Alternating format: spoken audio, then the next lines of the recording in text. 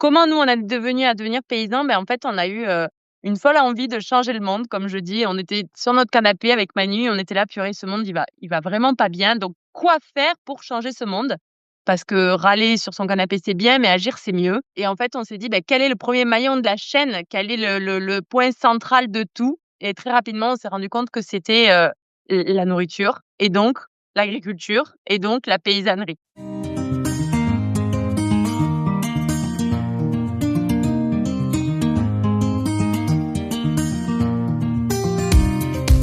Bienvenue sur Aujourd'hui Écrivons Demain, le podcast Feel Good qui met en lumière les acteurs du nouveau monde et vous redonne espoir. Comme vous, ils en ont marre de ce monde déshumanisé qui marche sur la tête et ne tourne plus rond. Rêvant d'un monde meilleur, ils bousculent les codes et sortent des sentiers battus. Ils proposent des alternatives innovantes, de nouveaux paradigmes ou remettent au goût du jour des savoirs ancestraux. Ils osent s'affranchir du regard des autres et font bouger les lignes pour construire demain. Ils œuvrent pour la préservation du vivant et le bien de l'humanité. J'ai à cœur de vous partager toutes les initiatives qui vont dans le bon sens, parce que nous sommes le changement que nous voulons voir dans le monde. Tous les lundis, je vous invite à découvrir l'histoire de l'un de ces humains engagés et conscients. Je m'appelle Katia Krabbe, je suis la fondatrice de Redaxil et j'aide les entrepreneurs humanistes à gagner en visibilité sur le web en réalisant leurs portraits. Vous avez envie de soutenir le podcast ? Abonnez-vous, mettez 5 étoiles, partagez-le et retrouvez-nous sur les réseaux. Vous souhaitez contribuer au développement du podcast? Participez librement et en conscience à la cagnotte Tipeee que j'ai créée. Vous trouverez tous les liens dans le descriptif. Et en attendant, bonne écoute!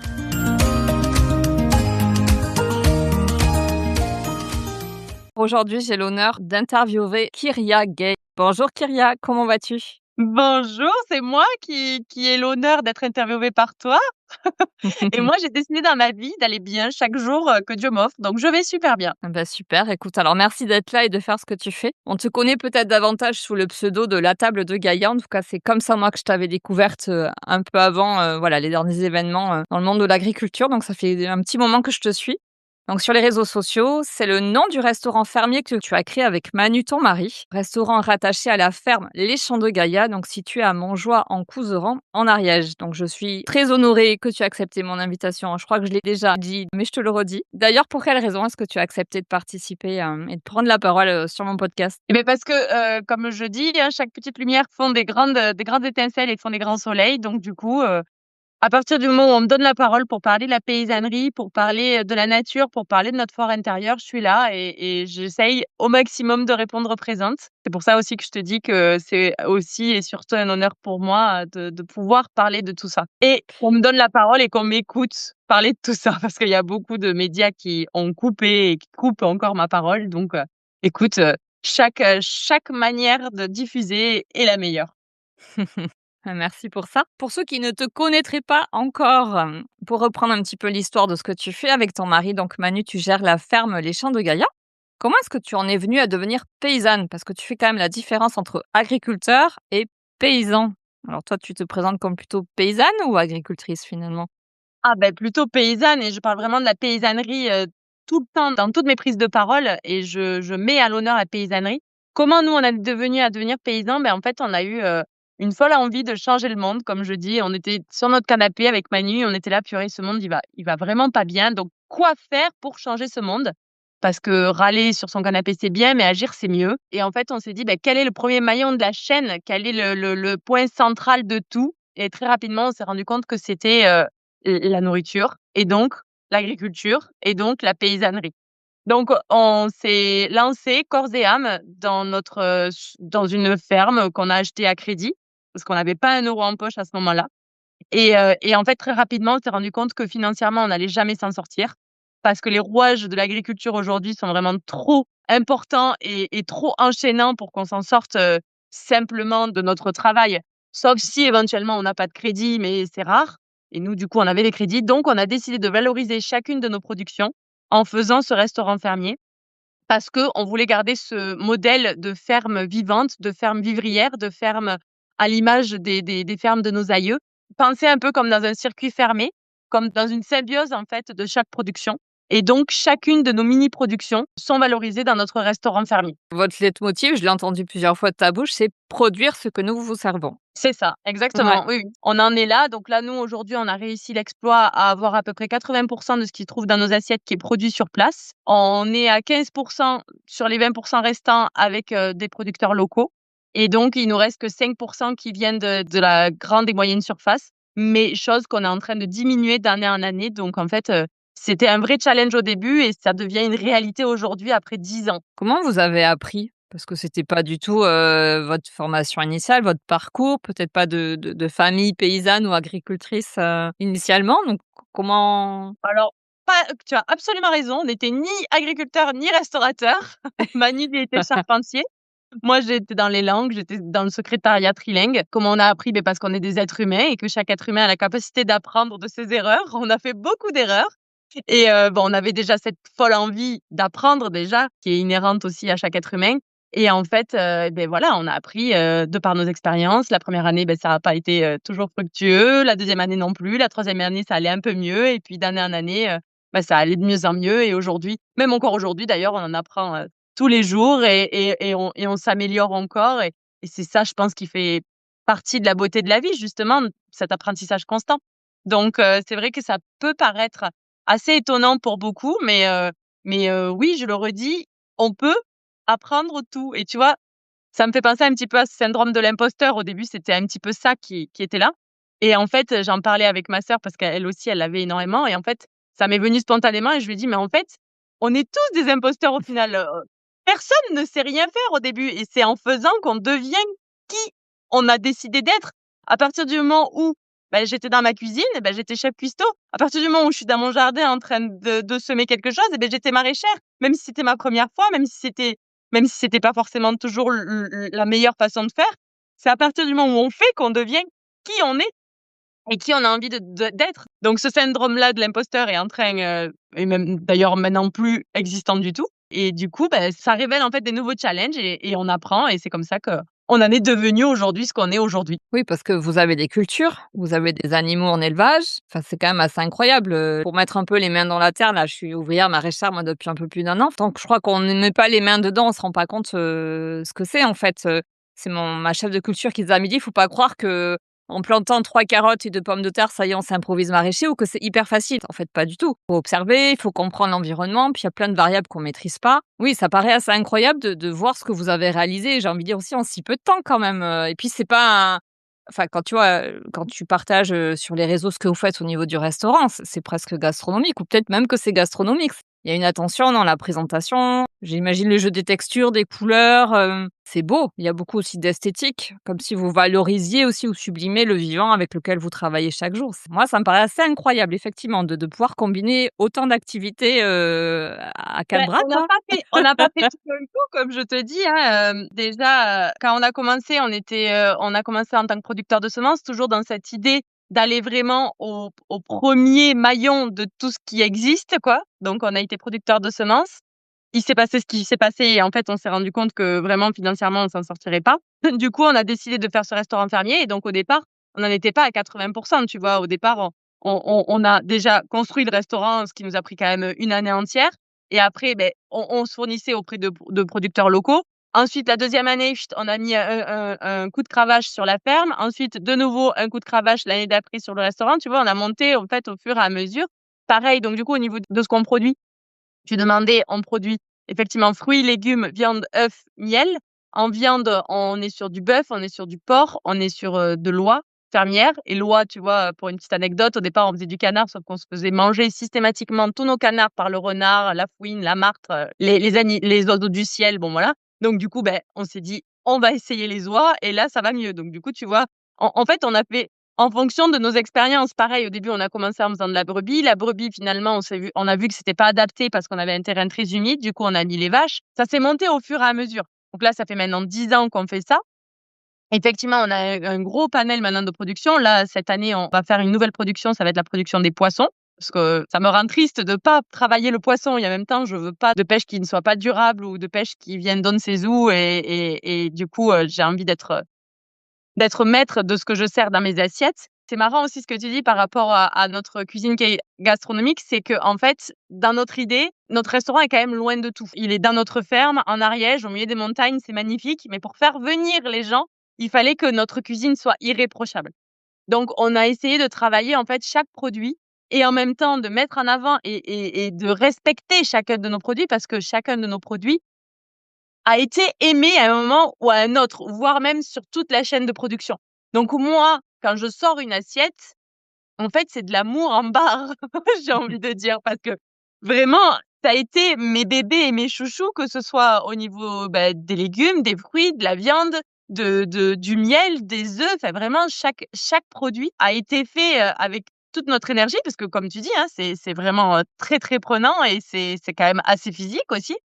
Et avec tout notre amour parce que il a été pris dans nos mains, il a été façonné, il a été récolté et malgré que ce soit des légumes, qui puissent être moches et qui puissent être rejetés même par la grande distribution, nous, en fait, il va être valorisé à son apogée, en fait, parce que même, les déchets des légumes, je pense notamment aux épluchures, après va revenir, à nos cochons ou alors on va le retransformer, d'une autre façon. Donc en fait, ouais, chaque assiette, elle va partir à nos convives. J'aime pas dire clients parce que c'est même plus des clients à ce niveau-là, c'est vraiment des convives. On les reçoit dans notre antre, dans notre cœur, dans notre maison finalement. Et chaque assiette vraiment, ouais, symbolise tout ce qu'on a mis en place sur notre ferme depuis 10 ans, tu vois?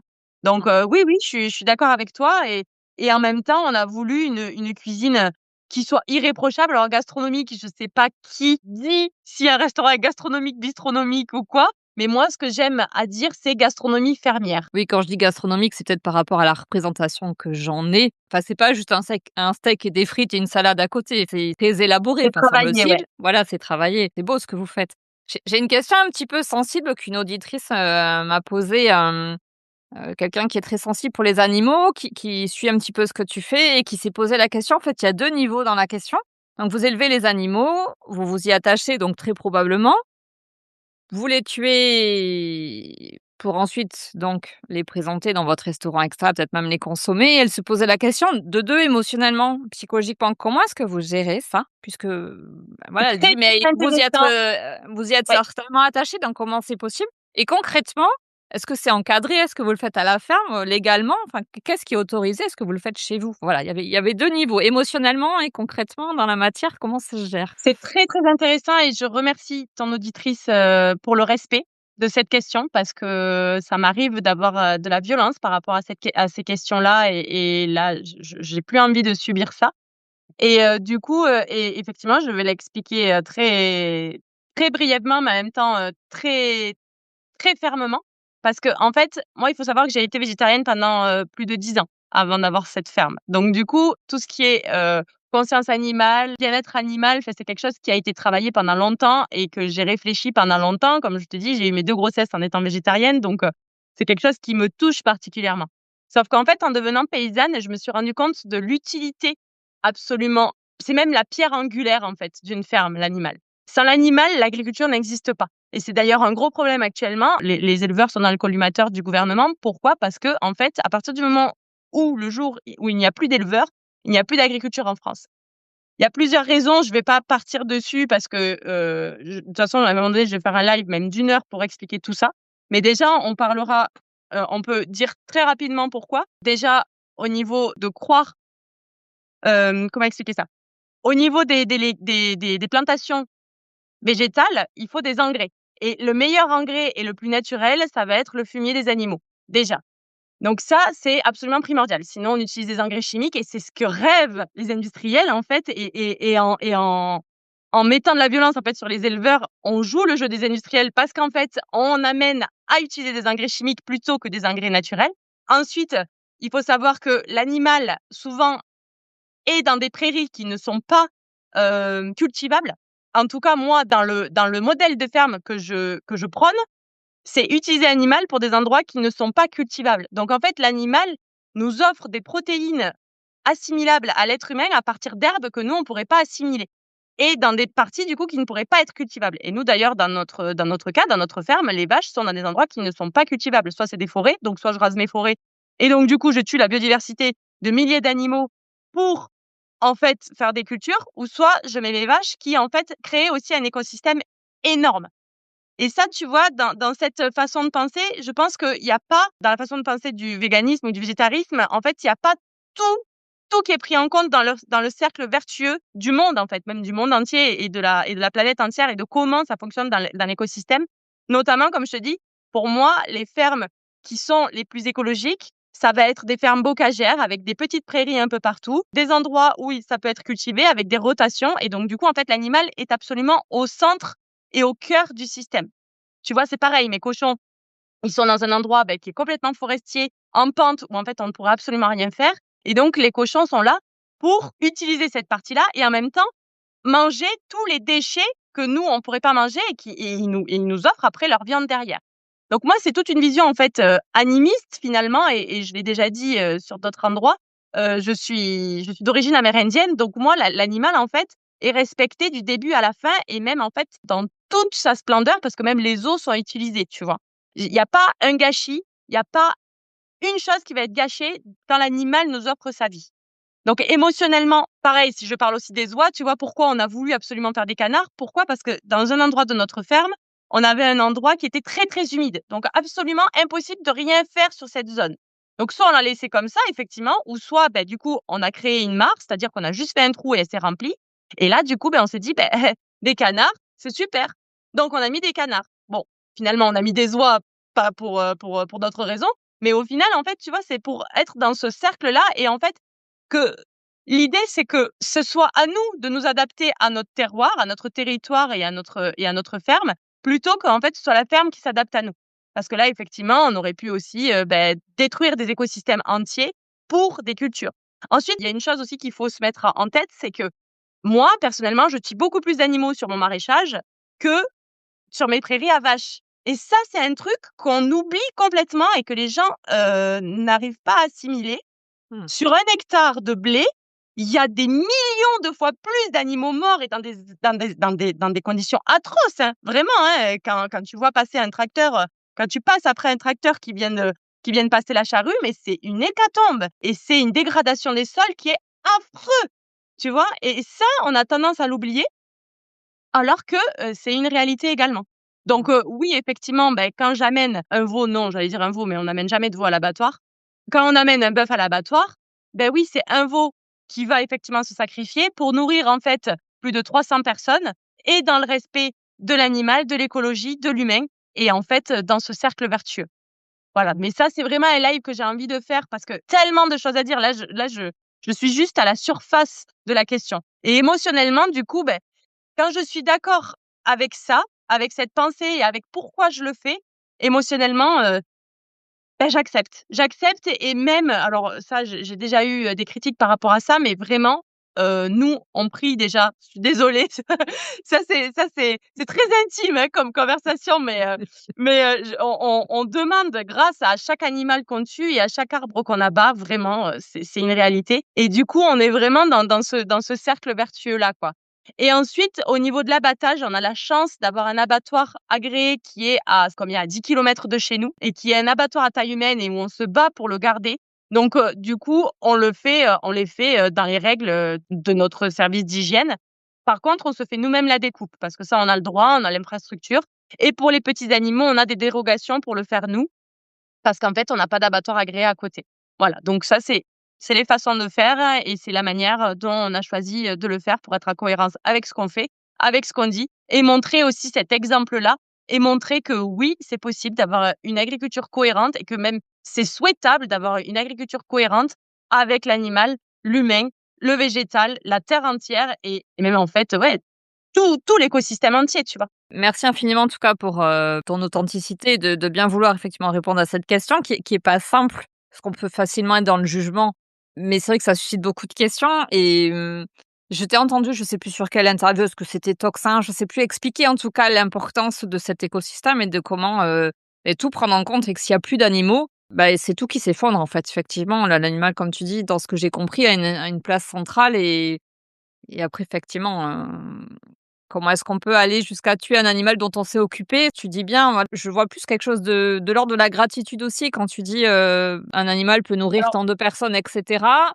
j'ai une Heu, phrase quand j'ai des gens qui sont virulents et qui sont méchants avec moi, qui calment après souvent, mais du coup, je la dis, mais sans vraiment jugement. Mais en fait, on est aussi dans ce truc de: si c'est pas moi qui mange l'animal, ce sera les vers, en fait. Donc autant que ce soit moi, au final, qui le mange et qui partage ça, et un jour, je mourrai comme tous, et cette mort-là, elle est OK, tu vois? Je pense qu'on a aussi un gros problème avec la mort actuellement, et on a tendance à la cacher un peu sous le tapis et faire en sorte qu'elle n'existe pas, et le bon sens paysan, en fait, ramène au fait que oui, un jour, on va tous mourir et c'est OK.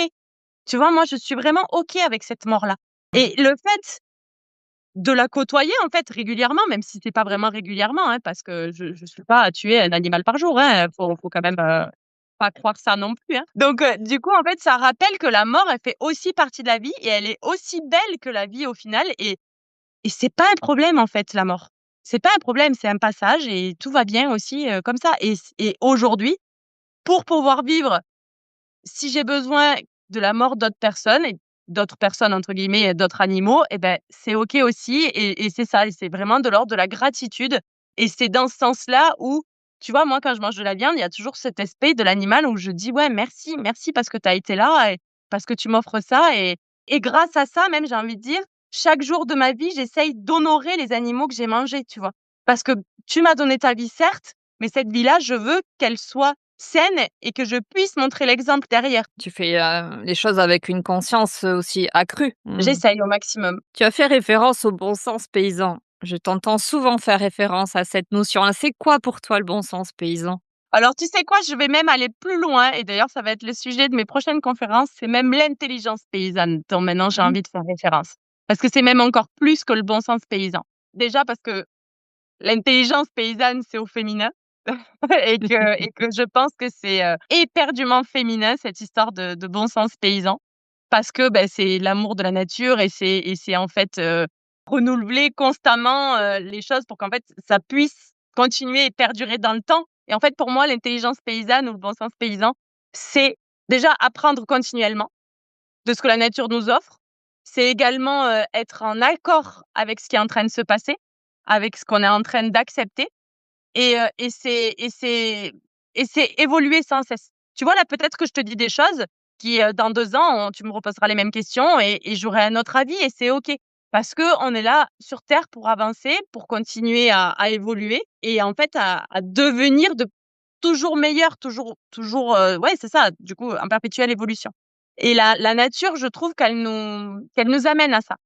Elle nous amène déjà à l'humilité, parce qu'en fait, on sait jamais ce qui va se passer et si elle va être, gracieuse avec nous ou pas, et ça nous apporte aussi, cet amour-là qui est en fait, inconditionnel également, et cette abondance, et je pense que le bon sens paysan nous ramène à notre vraie nature et à cette nature-là, qui est, heu, qui est résolument, en fait, au fond de nos entrailles. Dont on s'est bien souvent déconnecté.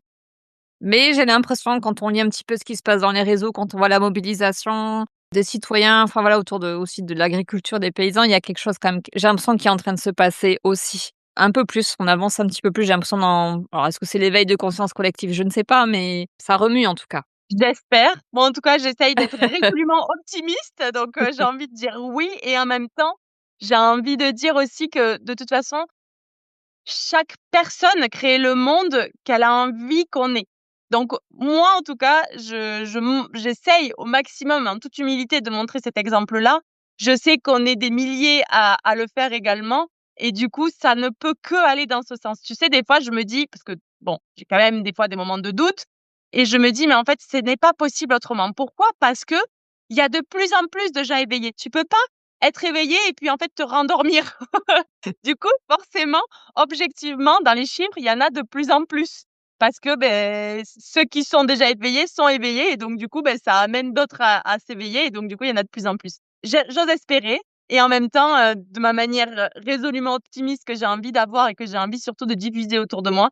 Oui, oui, et puis de toute façon, on n'a pas le choix, là, aujourd'hui, que de changer de paradigme et de changer, de manière de penser. Donc là, on est allé au fond de l'agro-industrie, de l'humain qui est un esclave, de la guerre.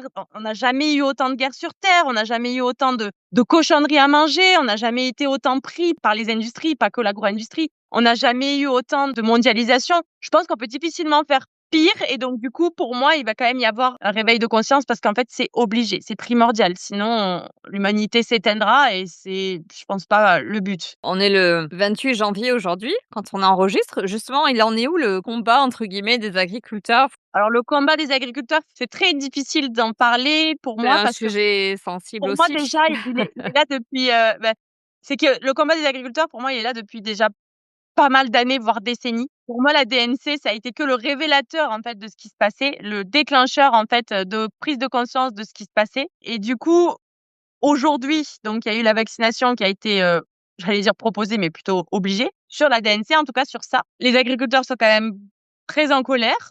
La plupart des agriculteurs sont très en colère et continuent d'être en colère. Alors il y a une répression qui est absolument phénoménale, mais comme je dis aussi, c'est pas parce qu'il y a une répression que la conscience n'est pas là, hein, et c'est pas à coups de matraque qui vont empêcher de nous réveiller, on va dire.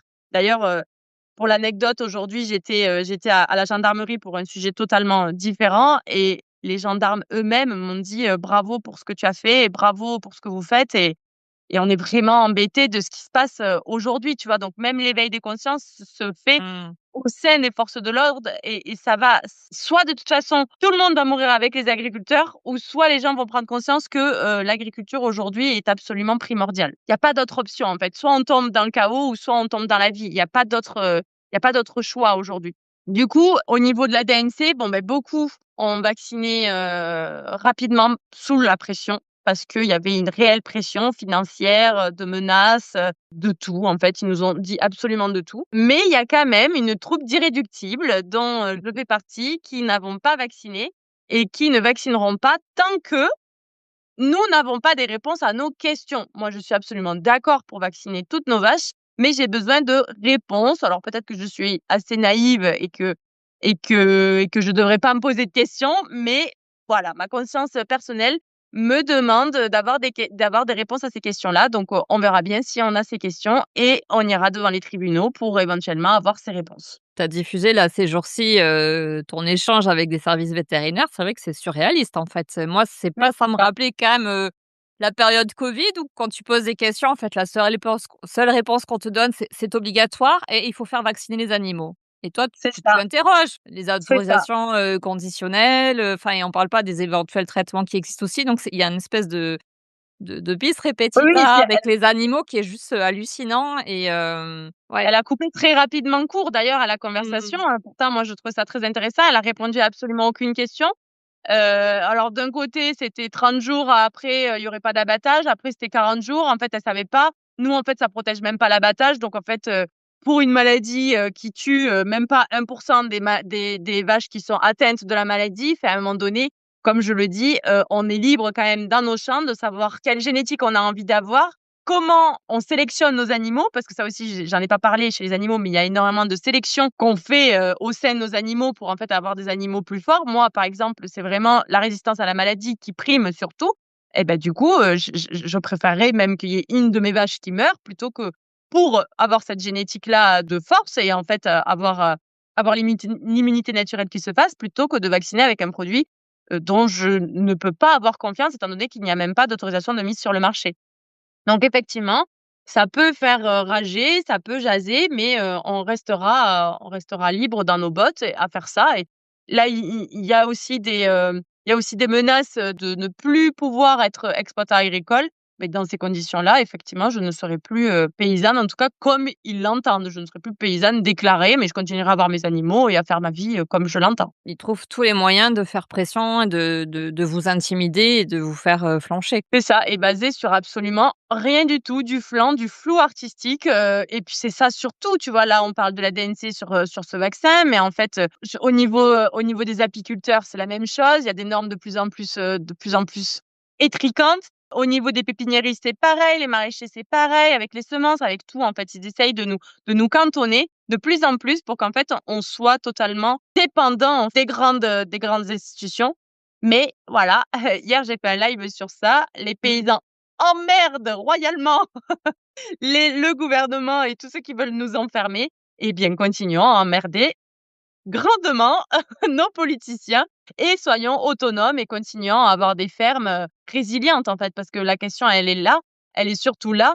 Enfin, la réponse même, j'ai envie de dire, la réponse est là, c'est la résilience et c'est ça qu'ils ont envie de nous enlever pour, en fait, pouvoir nous asservir. Parce que clairement, on montre, nous, au monde que, c'est la nature qui nous nourrit et c'est pas les supermarchés. Tu as parlé que tu faisais partie d'un groupe d'irréductibles. Début janvier, tu as participé à la table ronde qui a eu lieu à Anglet. C'était organisé par le collectif Libre. Donc, c'est un collectif de paysans issus du Gers, du Béarn et du Pays Basque qui incarne une agriculture debout, solidaire, consciente et responsable. Donc, il y avait le professeur Perron, Corinne Lalo, le professeur Sabatier, Alain de Peretti, Manu et toi. Donc, j'ai commencé à regarder la vidéo parce qu'elle est en ligne sur la chaîne YouTube BAM. Peut-être est-ce qu'elle est aussi sur d'autres canaux, je sais pas. Elle est sur, Instagram, non, elle est sur Facebook et sur X également. C'est BAM Diffusion qui l'a fait. Ils ont fait un travail super. Oui, n'hésitez pas à aller regarder, c'est absolument remarquable. Le collectif Libré, du coup, en Ah, un fait, livré, oui. c'est monté au départ au Pays Basque et en fait à Essémé, dans le Gers, dans l'Hérault et là, nous, on est en train aussi d'en faire un, sur l'Ariège et on espère qu'il y ait d'autres collectifs un peu partout, enfin même en fait dans tous les départements, ce serait le mieux, pour en fait montrer, qu'on existe, nous, les paysans qui ont envie d'être libres, de produire comme on l'entend avec la nature et pas avec, l'agro-industrie et en fait, ensuite pouvoir fédérer au niveau national, mais tout en gardant nos départements pour pas en fait qu'il y ait de tête au-dessus pour pas être comme un syndicat, mais plutôt comme, une envie de chacun de montrer que, une autre agriculture est possible, quoi. D'où oui, le statut, enfin, entre guillemets, de collectif, ce qui permet C'est ça, d'être, à un niveau d'égalité, enfin, il y a une horizontalité, dans la participation au collectif. exactement, donc il y a des porte-paroles qui s'exposent plus, mais ce ne sont que des porte-paroles. On est juste porte-parole de tout ce que, va se décider, dans le collectif, départemental et du coup, cette réunion déjà, j'ai été très honorée, d'y participer. Parce que c'était avec des personnes, très intéressantes, que des personnes très intéressantes et on a pu approfondir un peu plus le sujet de la DNC, de la paysannerie et des buts profonds en fait, du gouvernement quoi, de la France à l'échelle nationale et à l'échelle mondiale également. Elisabeth, qui a participé à l'organisation de cette soirée, m'a dit qu'il y avait eu au moins 230 personnes, ce qui est assez quand même conséquent en pleine période tempétueuse. Goretti était de la partie, mais la salle était comble. On voit bien sur les images qu'il y avait quand même beaucoup, beaucoup de personnes. Je ne sais pas s'il y avait beaucoup de Surtout paysans. que surtout que la salle a été, annulée plusieurs fois en fait. Oui, La première salle où ça devait être en fait, on à nous a Saint-Palais. ouais, on a annulé la salle. Ils ont dit que non, parce qu'on était des gens d'extrême droite, surtout moi et monsieur, Perron. Alors je sais Oui. pas où ils voient que je suis d'extrême droite, mais bon. Les étiquettes sont là pour s'en servir, et pour diviser, donc c'est parfait. Et ensuite, la deuxième salle, pareil, il y a eu une À annulation Bidaraï. dernière minute. Donc on a Ah! trouvé la salle le matin même, quoi. Donc ça a été assez incroyable d'avoir autant de monde. Il y a eu du monde qui a été refusé. Les gens se posent beaucoup de questions, en fait, tu vois? C'est ce qu'on disait un petit peu. Est-ce qu'il y a de l'espoir? Je pense que oui, parce qu'il y a quand même ce noyau central qui se pose des questions et il y en aura de plus en plus. De plus en plus parce que c'est obligé, en fait. Moi, j'ai foi en l'être humain. Je me dis qu'à un moment donné, il va finir par se poser des questions et surtout à chercher des réponses. Donc, on va y aller dans ce réveil, c'est sûr, c'est obligatoire. J'avais une question d'ailleurs, tu es très, très active sur les réseaux. J'ai vu que ta communauté, elle a bondi là depuis que tu as particulièrement pris la parole et tu as été très active sur la ferme en Ariège. Est-ce que tu crois que tes prises de parole participent à cet éveil de conscience dont on parle? Et est-ce que tu te sens une responsabilité dans tes prises de parole? Alors c'est très intime ça et moi-même je me pose la question. J'avais Alors noté puis j'ai enlevé. Est-ce que tu as l'impression d'être une influenceuse? Dans le sens que ce que tu dis peut nous influencer dans notre manière de voir le monde, d'agir, moi à ton insu, hein? je pars du principe que tout le monde influence sur la vie des autres. Alors, moi, j'ai peut-être un peu plus la chance d'avoir une visibilité. Enfin la chance, ça a été aussi beaucoup de travail, Ah oui. mais je veux dire tout le monde a cette responsabilité-là. J'ai pas envie de me mettre moi plus en avant ou tu vois? Il y a beaucoup aussi de paysans qui me disent: «Ah bravo pour ce que tu fais», mais non, bravo toi pour ce que tu fais parce que toi aussi tu y es les mains dans la terre et toi aussi tu fais en sorte que le monde soit plus beau. J'ai pas envie de me mettre plus en avant moi que les autres parce que chacun fait sa part. Tu vois? La maman qui a décidé de nourrir son enfant avec des produits bio et à faire sa cuisine et à acheter les produits bruts pour ses enfants, fait sa part et est aussi importante que moi, tu vois? Enfin, je veux dire, je suis pas plus que les autres. J'ai peut-être plus de visibilité, mais c'est la seule différence entre moi et eux. Souvent, c'est ce que je leur dis aux paysans quand ils me disent: «Bravo pour ce que tu fais». Je dis: «Mais tu sais, je fais la même chose que toi, sauf que moi, je fais la pitre devant une caméra, c'est tout. La seule différence, elle est là» et je me prétends pas, plus importante que les autres ou plus influenceuse que les autres. Chaque personne dans son quotidien, tu vois, en allant à la boulangerie et en prenant, du pain parce que, c'est de la farine locale et en apportant son sourire et sa bienveillance autour d'elle, sa son influence et c'est dans ce même, cadre-là, du coup, que le mouvement des lucioles a été lancé parce qu'en fait, chaque petite lumière participe à éclairer ce monde donc j'ai envie de dire, oui, mais en fait, dans la réalité, non, je suis pas plus importante que les autres, loin de là. Et d'ailleurs, si tu me croises dans la rue, je serai une personne lambda, qui ou sur la ferme. Il y aura plus de chances de me croiser sur la ferme que dans la rue. Mais, mais tu vois, je suis une personne lambda et je continuerai à être toujours une personne lambda. Il y en a aussi des fois qui me disent: «Oui, tu fais ça que pour le buzz». Mais qu'est-ce que j'en ai à faire du buzz? Moi, je préfère être tranquille dans ma ferme, vivre ma petite vie, pépère et pas avoir à parler de toutes ces problématiques, tu vois? Puis bon, soit dit en passant, si j'avais vraiment envie de faire le buzz, il y a des manières beaucoup plus, concrètes de faire le buzz que, de parler de la paysannerie, de dire: «Ouh, mes courgettes, elles sont jolies». Enfin, tu vois? Je veux dire, il y a d'autres manières, beaucoup plus, rapides pour faire des buzz, quoi. Mmh. Mais peut-être est-ce qu'il y a Donc quelque chose qui te dépasse un peu? Ce qui était au départ des prises de parole peut-être pour partager, ton quotidien, ton travail, faire connaître la paysannerie et puis là avec les événements, qui s'accélèrent, bah, tu as peut-être des positionnements plus affirmés. Tu dis, ce que tu penses, sans peur, ce que d'autres n'osent pas faire donc il y a peut-être quelque chose qui te dépasse tout d'un coup. On te dit: «Oh bravo!» Et en fait, c'est pas non plus à cette place-là que tu as envie d'être mais t'engages quand même avec toi, mais sans être plus importante que toi, mais peut-être qu'on te met à cette place-là aussi parce que tout d'un coup on se dit: «Ah cette nana, mais elle est géniale, tout ce qu'elle fait, elle prend la parole, elle a pas peur», tu vois? Parce qu'on est ouais, pétri de c'est ça. peur. La seule différence, c'est qu'effectivement, j'ai pas peur et comme je le disais aussi même par rapport à la mort, des fois, tu vois, quand j'étais devant les policiers, enfin, quand j'ai commencé à aller devant les policiers, j'ai eu un moment de peur et à un moment donné, je me suis dit: «Mais qu'est-ce que tu risques, ma grande, au final? Qu'est-ce que tu risques? Ils vont te tirer, un LBD, bon, tu vas avoir mal, 3 jours, allez, c'est pas grave. Ils vont pas te mettre en prison pour ça, ils vont pas te tuer. On est encore dans un pays qui ne tue pas les dissidents. Enfin, je veux dire, à un moment donné, il peut rien t'arriver, donc vas-y, go, en fait, tu risques rien et c'est peut-être plus ça ma force que d'autres et puis Mmh. quand bien même, il y en a plein aussi qui ont pas peur de ça et c'est vrai que là, je suis en train de prendre une place au final qu'on me donne, mais si c'était pas ça, je la prendrais différemment et c'est OK aussi, tu vois? Enfin, c'est pas aujourd'hui que je vais avoir ma langue dans ma poche et que je vais arrêter de parler. Bon, mais si on me laisse parler, comme je te disais au début, si tu me laisses parler, je parle et puis c'est tout. Mmh. Et si ça résonne dans des gens, mais parfait, parfait. À partir du moment où ça fait du bien aux gens, j'ai envie de dire, eh beh, continuons. Et le jour où ça fait pas du bien aux gens, ben les gens ne m'écoutent pas et c'est très bien aussi, tu vois? Enfin, j'essaye d'avoir assez de recul pour déjà pas prendre la grosse tête, parce que ça pourrait être, très facile aussi de prendre la grosse tête et c'est hors de question. J'ai d'ailleurs dit à ma mère: «Maman, d'ailleurs, si tu m'écoutes, je te le redis, si un jour tu vois que je prends la grosse tête, tu m'appelles et tu me dis: "Waouh, calme-toi ma fille"». Donc du coup, oui, on me laisse la place de parler, je parle, mais c'est pas du tout pour me mettre en avant et pas pour influencer dans le sens qu'on peut l'entendre, mais plus pour réveiller, bousculer en fait les gens, dans leur façon de penser. Il y en a des fois aussi qui me disent: «Ah j'adore ce que tu fais, par contre je suis pas toujours d'accord avec toi». Mais c'est tant mieux, ne sois pas d'accord avec moi. Comme je dis, s'il faut moi dans 2 ans je serai plus d'accord avec moi, donc ça me dérange pas, ça me Oui dérange pas du tout. et peut-être pour faire le lien, ce qu'on s'est dit juste avant de lancer l'enregistrement, moi, il y avait une phrase d'Éric Vérag, je ne sais pas si tu vois qui c'est le fondateur du Courrier des stratèges.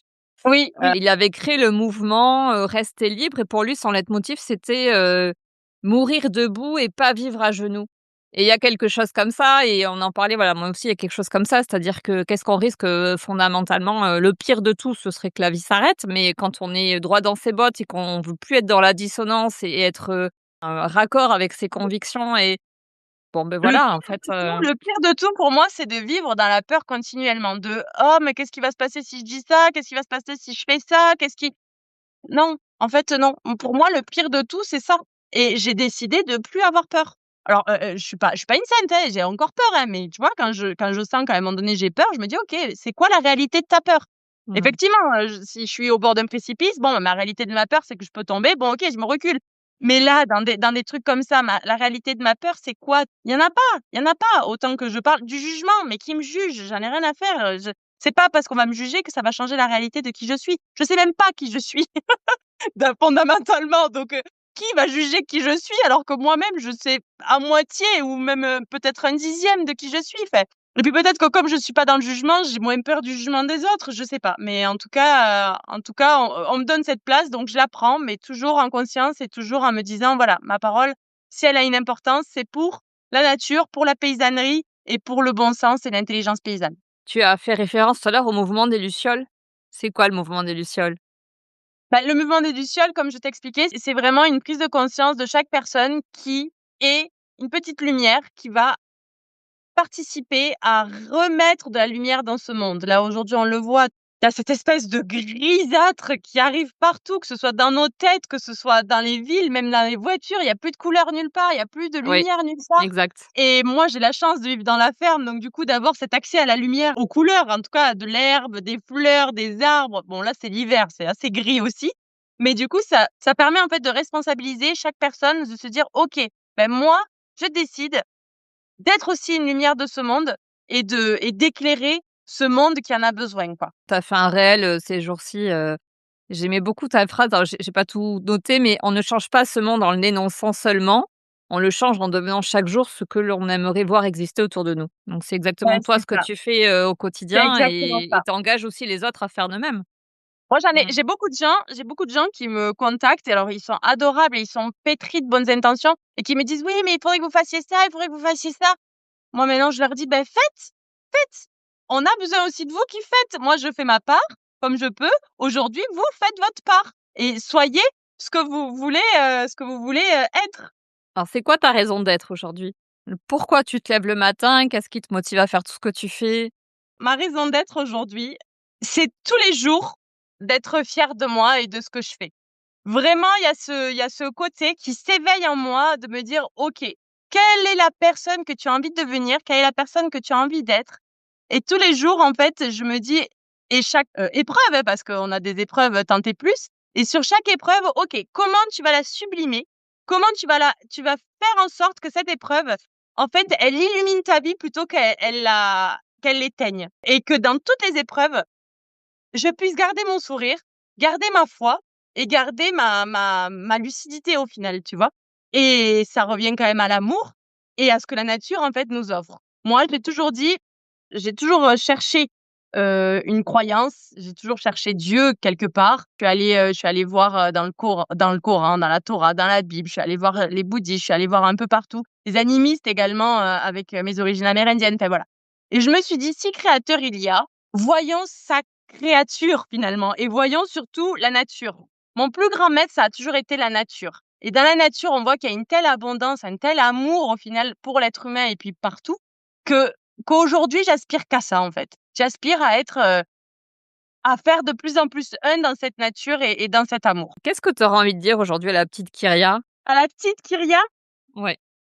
aime-toi, aime-toi parce que j'avais aucune confiance en moi, j'avais, un amour de moi-même, vraiment, très petit, voire même, inexistant et ouais, je lui dirais: «Aime-toi, aime-toi parce que la vie est belle». Malgré tout ce qu'on peut te faire croire, la vie, c'est pas ce que la société t'offre. La vie, c'est bien plus que ça et du coup, aime-toi et la vie t'aimera. Qu'est-ce qui t'aide à tenir bon? Mon mari, pas toujours, Manu, le pas gars de toujours. l'ombre. Non, ce qui me tient en vrai quand même, ça va être un peu gnangnan, mais c'est mes enfants quand même, hein. Il y a eu plein de fois où on a voulu arrêter la ferme, hein, parce que bon, c'est pas si facile, hein, tous les jours et je crois qu'on a voulu arrêter la ferme au moins 1000 fois. Mais en fait me dire: «Oui et après? Tu vas montrer quoi à tes enfants? Qu'à la moindre difficulté tu t'arrêtes? Tu vas montrer à tes enfants qu'en fait, on va revivre en ville et du coup, revivre, le métro, boulot, dodo et il va se passer quoi?»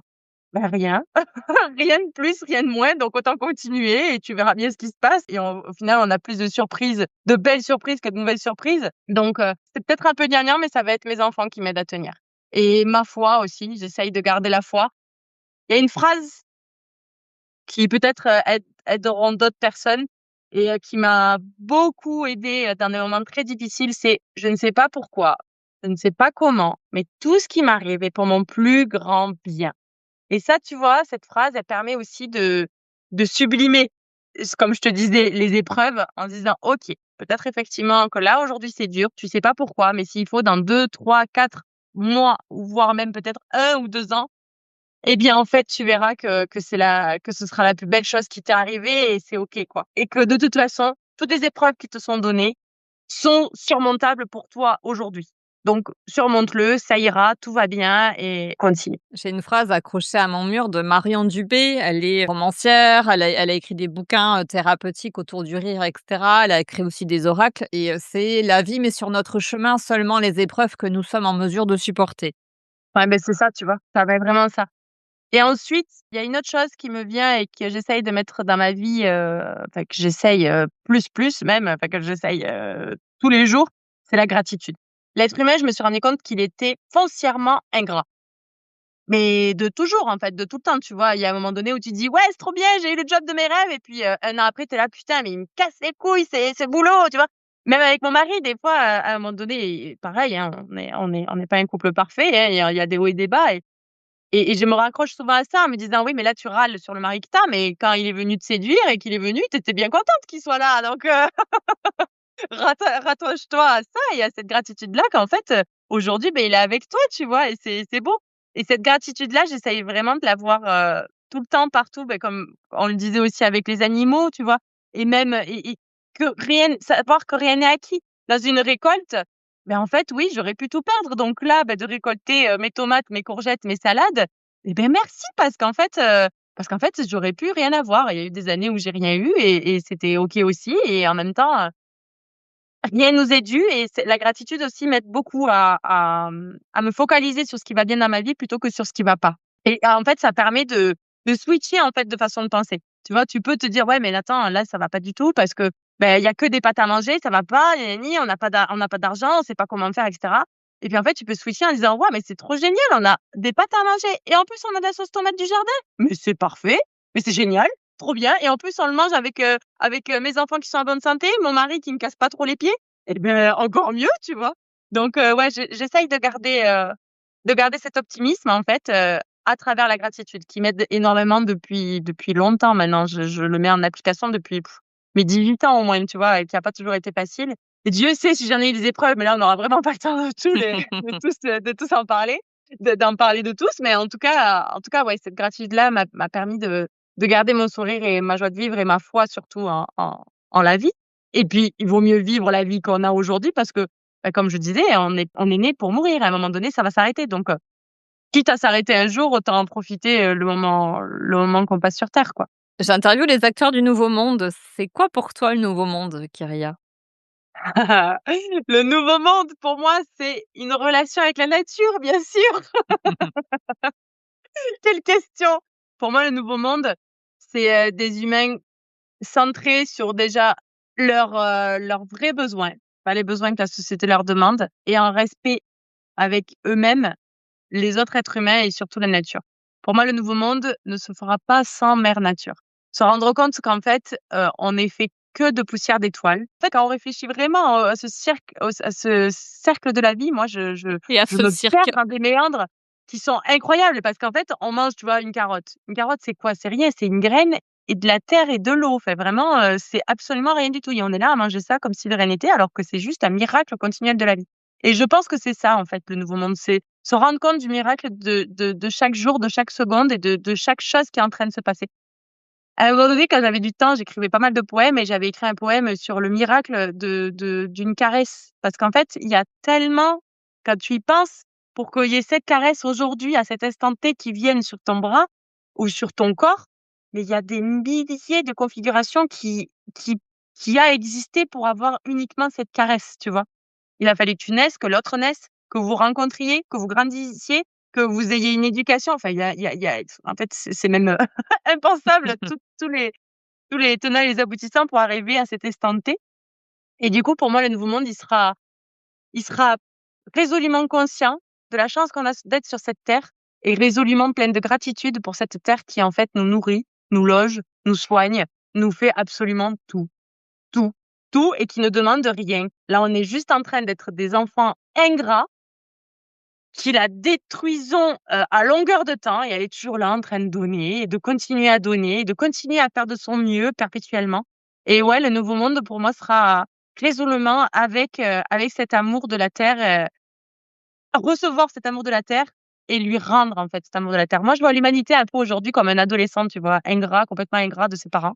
Tu vois, au départ, mais l'humanité, je la vois vraiment comme ça, comme si au départ, quand on vivait complètement en osmose avec elle, on était un nourrisson au final, qui avions besoin d'elle. Donc du coup, c'est pour ça qu'on l'appréciait, tu vois? Et au fur et à mesure, en fait, on s'est détaché d'elle. Là, on est dans cette période-là d'adolescence où en fait, on est en train de tout rejeter en disant: «Mais tout ce que tu fais, c'est nul. Moi, de toute façon, je ferais carrément mieux sans toi» et cetera. Et là, l'humanité, elle va arriver à un moment donné à un âge adulte et de dire: «Ah ouais, en fait, mère terre, tu as fait, de moi l'être que je suis et merci quoi pour ce que tu as fait et waouh, vivons ensemble et maintenant c'est à moi de te protéger». Et vraiment, je pense que l'humanité est dans ce cycle quoi naturel, est en train d'y aller. Vraiment, l'adolescent est encore bien boutonneux et bien ingrat, mais tu arrives, Ouais, il est en pleine crise, mais bon, il va finir par sortir c'est de la ça, crise. c'est ça. Dis-moi, comment est-ce qu'on peut vous venir en soutien? Je sais que tu as créé aussi une association de la table de Gaïa. Est-ce que c'est une manière de venir en soutien à ce que vous faites ou ça c'est plus Alors c'est pas toi? moi. Moi, l'association, je ne touche pas 1 € sur l'association. C'est vraiment pour aider, soit les syndicats quand ils montent, et quand ils ont des besoins de faire des actions, soit des agriculteurs qui sont en difficulté, soit des paysans qui ont envie de s'installer. Moi, sur cette association, je ne touche pas 1 €, mais par contre, si vous voulez donner et qu'après je redistribue derrière, c'est avec plaisir. Pour nous soutenir, nous, concrètement, bah, c'est venir au restaurant avec votre plus beau sourire. Et ensuite pour nous soutenir nous, est-ce qu'il y a vraiment besoin de nous soutenir nous? Là, aujourd'hui, il y a besoin de soutenir la terre, donc soyez des petites lumières. Voilà, comment on fait Mmh. pour nous soutenir. Et s'il y a des paysans qui nous écoutent, n'hésitez pas vous aussi à vous créer un collectif, sur le même principe que Libré. Je pense que ça peut faire des grandes choses parce que tu le sais, hein, moi je suis ni politisée ni syndicalisée. D'ailleurs, ce qui énerve énormément, beaucoup de médias parce qu'ils savent pas trop comment me catégoriser et justement, je ne veux pas me catégoriser parce que je suis libre de ma parole et que ma parole, au final, n'engage que moi et que je veux garder cette liberté, qui m'est chère plus que tout. Mais du coup, voilà, si jamais il y a des paysans, n'hésitez pas à monter votre collectif et chaque personne, chaque petite luciole qui fait sa petite part pour mettre, sa lumière, continuez à le faire. Ne donnez pas des leçons, mais faites. Vraiment, soyez dans l'action. Si vous vous dites: «Oh là là, mais ce serait bien en fait que ça se passe que ça se passe», beh, faites en fait, voilà. Il y a pas d'autre chose. Si vous avez cette idée-là, c'est que c'est à vous de la faire, donc allez-y. Nous, pareil, quand on était sur notre canapé, on était là: «Oh là là, ce monde, il est merdique, faudrait quand même faire quelque chose» et beh, du coup, on s'est pris par la main, on l'a fait. Donc maintenant, aujourd'hui, on n'est pas obligé de tout lâcher et de devenir paysan, bien que ça peut être quand même une bonne solution. Mais en tout cas, si vous vous dites: «Ah beh, du coup, il faudrait que les gens, commencent à faire leur potager», eh beh, faites votre potager, voilà. Si vous êtes dans un appartement, faites en sorte d'être dans une maison, même si ça crée des challenges énormes pour vous. Allez-y, la vie est avec vous, l'amour est avec vous et tant qu'il y a des bonnes choses dans votre cœur, faites-le, c'est que c'est le bon chemin. Merci. On arrive à la fin de l'interview, Kyria. Est-ce qu'il y a une question que je ne t'ai pas posée que tu aurais aimé que je te pose? Quelle question j'aurais aimé que tu me poses? Je pense pas. Déjà, tu as bien résumé tout ce que je pensais. J'ai parlé à peu près de tout, même de manière intime, même, tu vois, j'ai une question qui m'est venue, c'est: «Est-ce que tu as la foi?» mais au final, on en a parlé aussi. Peut-être des questions plus intimes, il y a déjà des journalistes après qui m'ont posé la question de comment ça se joue avec Manu, tu vois? Sur des trucs un peu plus réalistes et matériels, éventuellement, mais en même temps, c'est aussi très intime, donc est-ce que tu aurais eu, le courage de me la poser? On ne se C'est connaît pas plutôt moi assez, Kyria. c'est plutôt moi, je te retourne la question avec tout ce que je t'ai demandé, bah, avec tout ce que je t'ai répondu, est-ce que tu as d'autres choses à savoir sur moi? Ah, je pense qu'on a balayé pas mal de choses. Après, tu as ouvert une porte tout à l'heure en disant, voilà, on n'a pas parlé plus de mon histoire perso et cetera. Il y aurait peut-être des choses à dire. On n'a pas le temps, tiens. Est-ce qu'il y aura un deuxième épisode à faire? Mais ça, c'est encore autre chose. Mais Bah, en si tout ça cas, intéresse les gens, parce que je vais pas parler que de moi et de mes problèmes, enfin, des problèmes que j'ai eus. Je veux dire, si ça intéresse les gens, moi, je suis toujours ouverte, tu vois? Il y en a beaucoup qui me disent: «Oui, mais toi, de toute façon, enfin, tu qui toi pour donner des leçons?» mais en fait, justement, je peux donner des leçons entre guillemets parce que je suis vraiment pas moralisatrice, mais en tout cas, je peux parler parce que j'ai vécu l'expérience, parce que j'ai les mains dans la terre. Tu vois, il y a des gens qui m'énervent le plus au point. Le plus possible, ce sont ceux qui vont te donner des conseils et te dire quoi faire alors que les types, ils ont jamais rien fait de leur vie et qu'ils ont jamais mis les pieds dans la terre. Notamment certains ingénieurs agronomes ou même d'autres personnes qui sont là à parler de la paysannerie. D'ailleurs, on les voit là, je vais être vulgaire, mais un peu s'auto-masturber, chacun de leur côté en parlant de la paysannerie, alors que les types ne savent même pas ce que c'est une fourche, ne savent même pas faire la différence entre une fourche et une bêche. Tu vois, à un moment donné, ils sont là en train de parler de choses qu'ils ne maîtrisent pas, qu'ils ne connaissent pas. Et justement, moi, je parle de ce que je vis, de ce que je connais. Et quand je parle aussi de la pauvreté, c'est quelque chose que j'ai vécu au plus profond de moi, autant dans mon enfance, vraiment la vraie pauvreté, que même quand on s'est installé, parce que, enfin, à des moments donnés, on vendait nos légumes au Biocoop et nous, on allait manger au Secours Populaire. Tu vois, c'était une vraie réalité. On vendait le peu qu'on avait pour après manger des saletés derrière. Donc, la difficulté financière, je la connais. C'est pour ça que je peux me permettre de dire ce genre de choses tout en jamais culpabilisant les gens, parce que je sais aussi les situations difficiles. Là, si tu es aujourd'hui en train de vivre une situation difficile, déjà, c'est parce qu'elle va t'apporter des choses dans le futur et ce n'est pas figé dans le temps. Tu peux t'en sortir. Je ne dis pas que c'est facile. Il y en a qui arrivent avec des facilités plus que d'autres, mais c'est aussi ça qui fait après notre force et notre détermination. Donc, c'est très bien de vivre des moments difficiles parce que c'est challengeant. Ça veut dire que ton âme et ton corps et ton esprit peuvent surmonter ces épreuves-là. Et ça veut dire aussi surtout que tu deviendras une lumière encore plus grande. Donc, bénis même ces épreuves et ces difficultés, vraiment.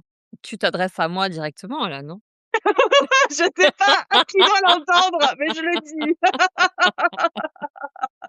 Merci en tout cas pour ce partage, et ce message. Est-ce que tu souhaites nous dire quelque chose de plus avant qu'on termine sur le portrait chinois? Il y a un portrait chinois. Il y a un portrait chinois! C'est ma conclusion à chaque interview. Mais écoute, non, je pense que j'ai bien fini là en remotivant les troupes. Là, j'ai l'impression que tu t'es adressé qu'à moi, c'était très bizarre en fait. Tu me parlais qu'à moi, il y a personne d'autre qui écoute, on est vraiment en Beh, intimité toutes les 2 écoute, et une forte résonance en tout cas, une forte résonance. allez, vas-y, va pour le portrait chinois. Alors si tu étais, un plat, lequel serais-tu? Moi, si j'étais un plat, je serais un mijoté, un bon mijoté paysan. Un bon mijoté paysan avec tout ce qu'il y a, avec des morceaux de carottes, de navets, de choux, de tout ce qu'il y a dans le potager, avec des morceaux de viande humble mais super bonne, cuite à la perfection avec des heures de mijotage.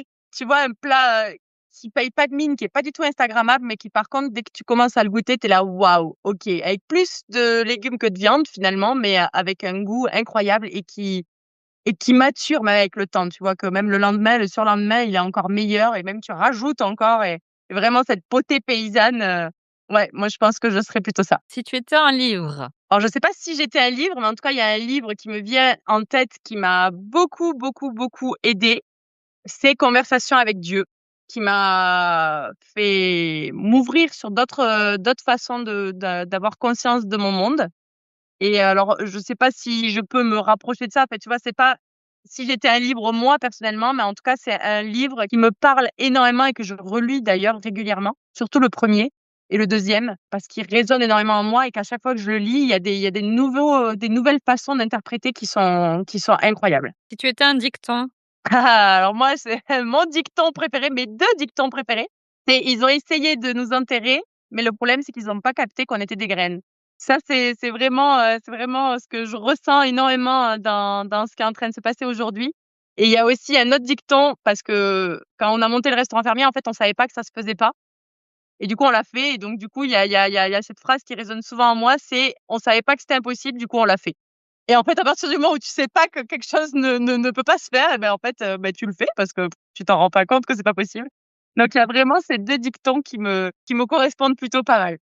Qui nous correspond plutôt pas mal avec Manu aussi, qui fait plus le fou à côté de moi, mais qui est mais qui est quand même là dans cette aventure. Si tu étais un film? Oh, la vie est belle. Ce film, il m'a toujours émue. De toute petite que je l'ai vu, et même encore aujourd'hui. Et en fait, il donne tellement d'espoir dans cette guerre qui est absolument atroce. Il arrive toujours à mettre de l'humour et du sourire dans ce qui est en train de se passer.